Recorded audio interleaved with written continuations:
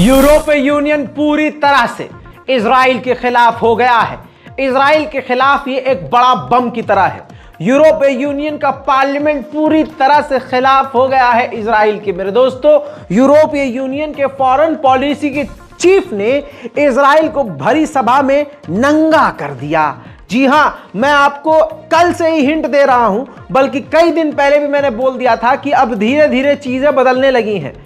जो इजराइल के समर्थन में थे अब वो भी पीछे हटने लगे हैं। ये बात मैं कितनी मर्तबा बोल चुका था। आप मेरी बातों को हल्के में लेते हैं तो कोई बात नहीं, लेकिन सुन लीजिए, अब इजराइल के ऊपर कटाक्ष करते हुए इनडायरेक्ट नहीं डायरेक्ट बोला है।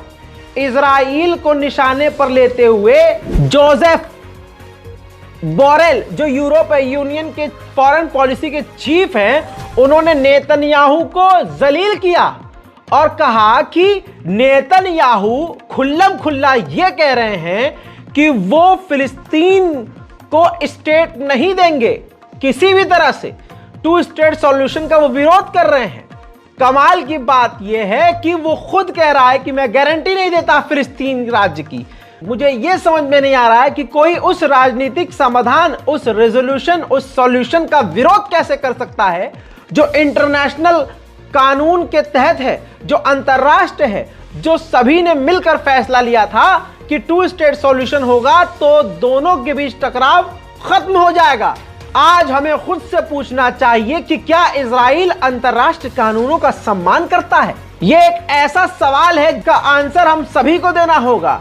मैं इस क्वेश्चन का जवाब नहीं दूंगा क्योंकि हमारे बीच कई ऐसे लोग हैं जो मेरी बात से सहमत नहीं होंगे, लेकिन मैं व्यक्तिगत यानी पर्सनली इस बात को मानता हूं कि इजराइल गलत कर रहा है।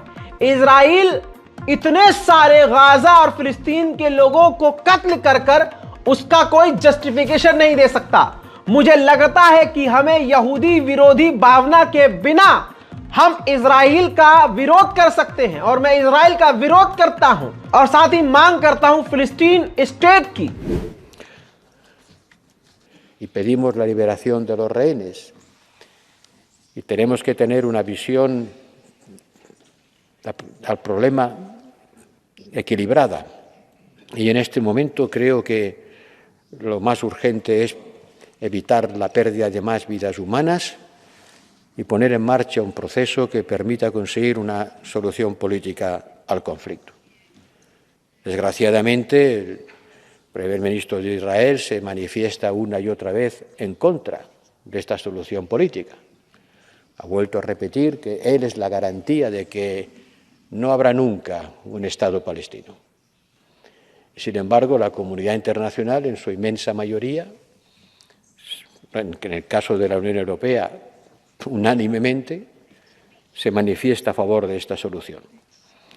Saber si todavía es posible y trabajar para ellas tendrá que ser el compromiso más grande de la Unión Europea en los próximos tiempos.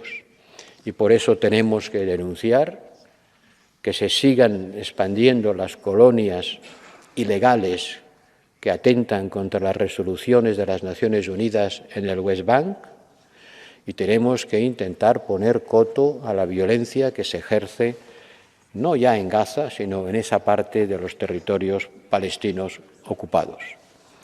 Yo les llamo a una discusión que sobrepase las inevitables emociones que todos sufrimos y sentimos en este momento, para buscar una vía que permita que la racionalidad se imponga, salve vidas. सुना मेरे दोस्तों, पहली बार किसी के बयान को मैंने पूरा आपको एक्सप्लेन किया है पहले, फिर अलग से पूरा ओरिजिनल वीडियो दिखाया है। यूरोपीय यूनियन की पार्लियामेंट में सन्नाटा था। ये बोलने वाला शख्स कोई ऐरा गैरा नहीं, यूरोपीय यूनियन के फॉरेन पॉलिसी के चीफ बोल रहे थे और इजराइल का नारे पे नारा खोल रहे थे। इस रिपोर्ट को इतना शेयर कीजिए कि जो I love Israel be support Israel बोल रहे हैं उनकी भी पैंट उतर जाए।